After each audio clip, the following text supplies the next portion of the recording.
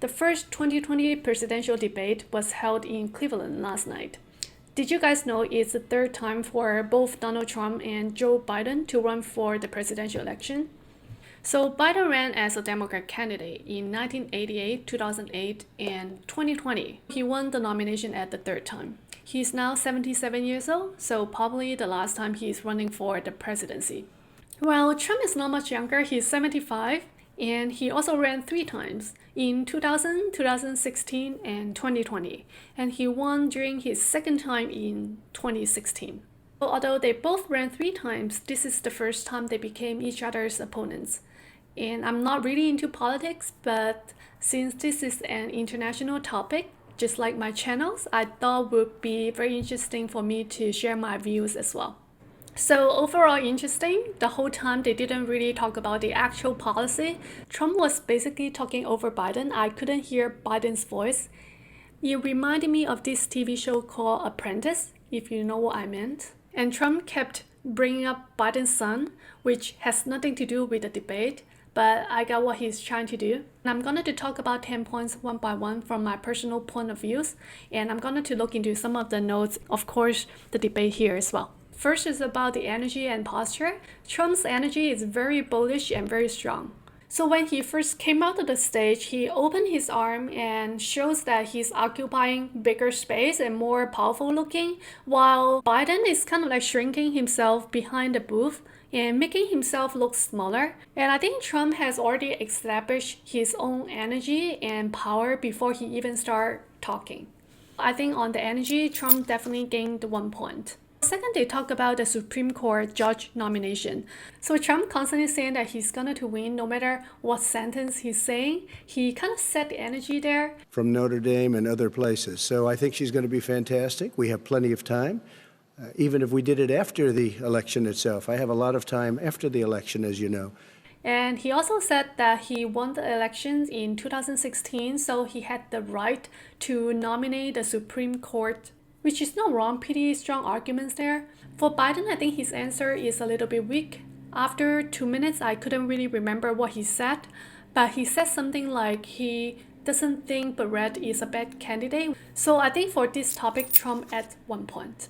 Number 3 is healthcare. Basically, Chris asked what Trump's healthcare plan is, and Trump doesn't really let the moderator, Chris, to even ask questions. You can see here. Chris, You're that was the debating him, worst not part of me. Obama. Let me ask my question. Well, I'll ask Joe. The individual no, mandate was the most unpopular Mr. aspect of Mr. Obamacare. I President, got rid of it. I'd like you and we to, will protect Mr. people President, with I'm the pre-existing moderator of this conditions. debate. He kept disrupting it and not showing respect. He basically said that he encouraged Americans to buy drugs outside of the US with a very low price. And what he did is going against the big pharmas, which Biden couldn't do in his 47 years in the government. And as always, Trump is a really funny guy. However, I think Trump is right about Obamacare, which is a disaster. Too expensive, people can't afford it. And it destroyed the private insurance sector on the individual and family segment business. But the Medicare segment is fine. I do agree that Trump doesn't have a plan. And Trump also said Biden's public option will destroy the private insurance sector. Biden's plan is to expand the age starting at 60 years old to get Medicaid or Medicare. I think this is going to be very beneficial for a lot of senior citizens in the US. And of course, my parents would be benefit from it as well. Trump's healthcare plan, I am really not sure, so I think Biden adds 1 point here. Number 4 is about COVID-19 and how they deal with it. 200,000 people die in the US, 7 million cases. So Chris asked, why should Americans trust you more on dealing with COVID-19? From Biden, he said US makes up 4% of the populations and 20% of the death in COVID-19 cases. 40,000 a day contracting COVID-19 in the US. He stated a lot of good facts.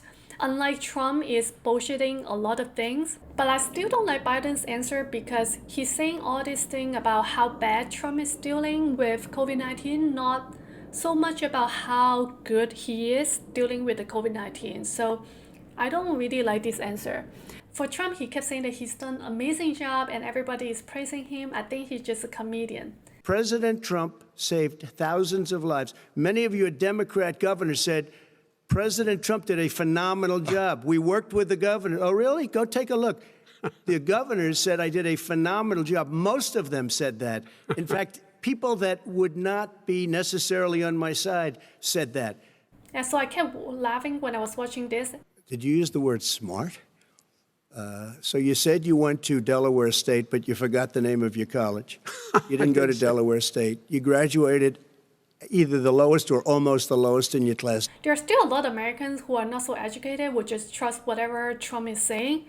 A few months back, Trump said to drink the anti-defective, and immediately all these manufacturers just came out and warned people not to do so. Apparently, a lot of Americans really trust what the president is saying.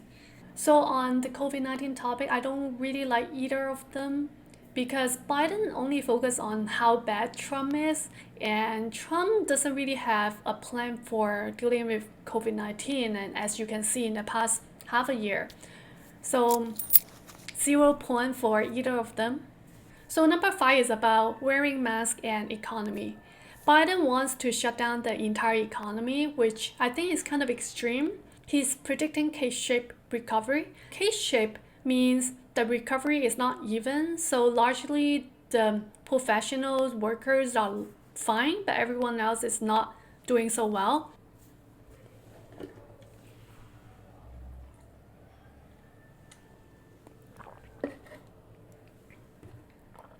And Trump on the other side is also very extreme. He said to open the economy completely, and it's going to be a V-shaped recovery. He talked about the depression, divorce, alcohol consumption due to the lockdown, which is kind of like sitting in a jail at home for a long time. He said that Biden is wearing masks like 200 feet away, which is not necessary.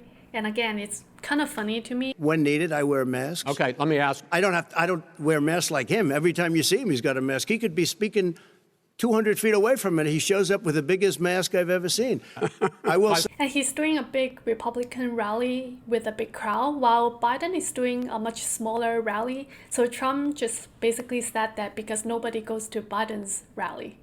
President Trump, you're holding large rallies with crowds packed together, thousands of people. Outside. Outside, yes, sir, agreed.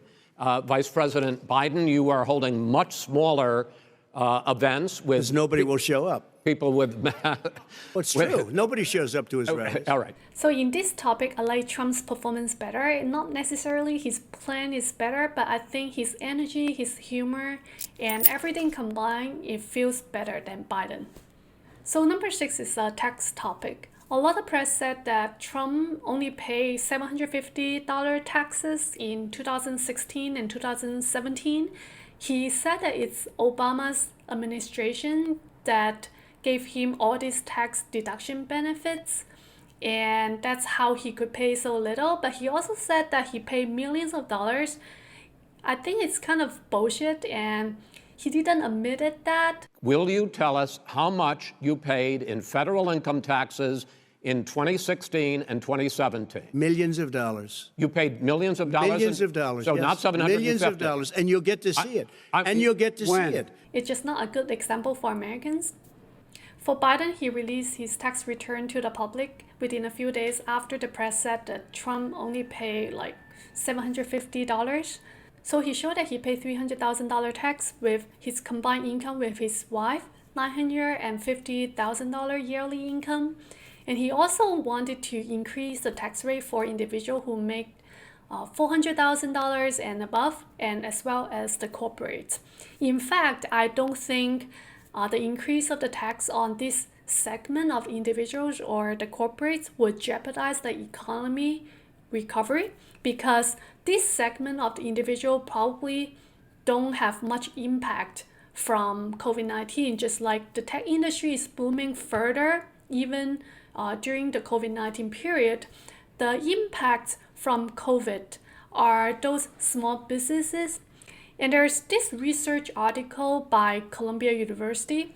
43% of these small businesses are temporarily closed due to COVID-19. So I think by increasing the tax on this segment of individuals would actually help to contribute to the public facilities spending back to the public good.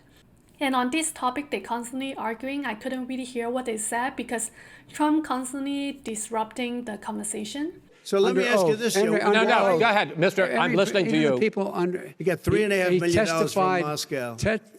I think on this topic, Biden adds 1 point. So number 7 is why Americans should trust you. I think for Biden's answer, he's kind of soft and not very memorable to me. He focused a lot talking about equity. And for Trump, always blaming on the other party, like he's saying that how like Chicago and California, all these states and cities that run by the Democrats and how bad they perform. He always liked to blame on the other party's faults, which I also don't like. So on this topic, I would say neither of them should add 1 point. Number 8 is about racial sensitivity training. Trump ended this racial sensitivity training in military and schools.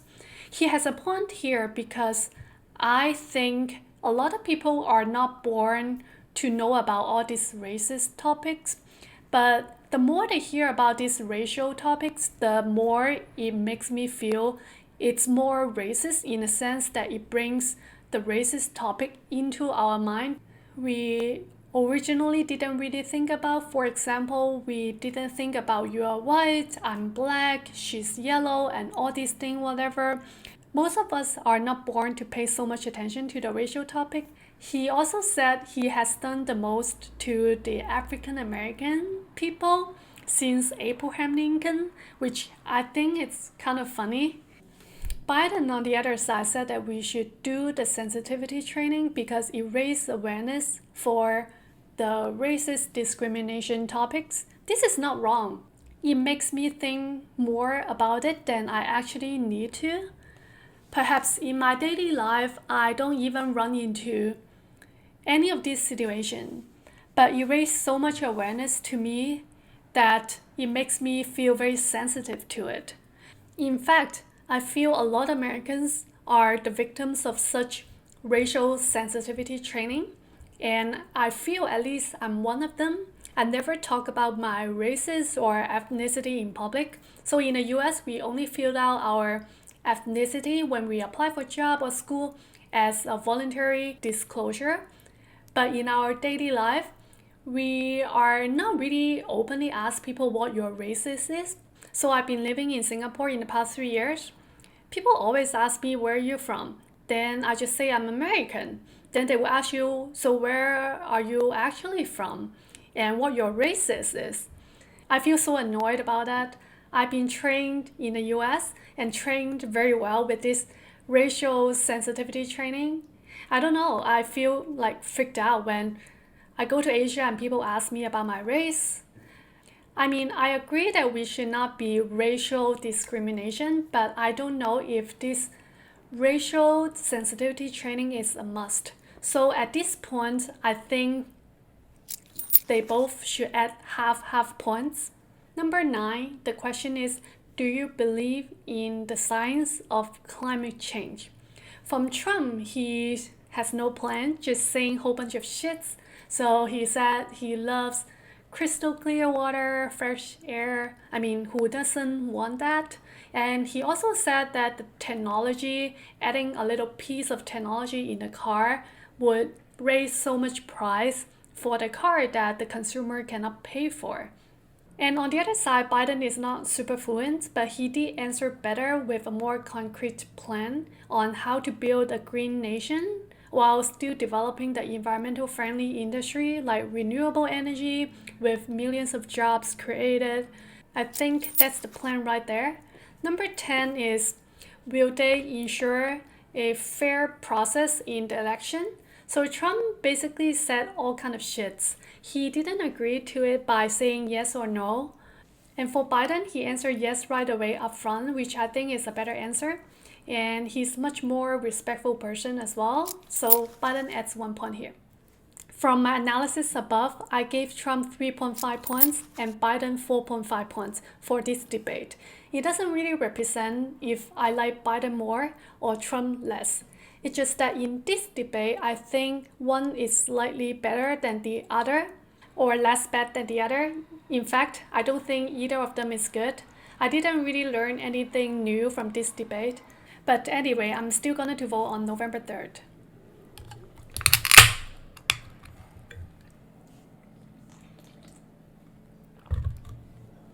Just my personal take. Comment below, let me know what you think about this debate. And don't forget to subscribe, like, and turn on the notification bell button. And I'll see you very soon. Bye bye.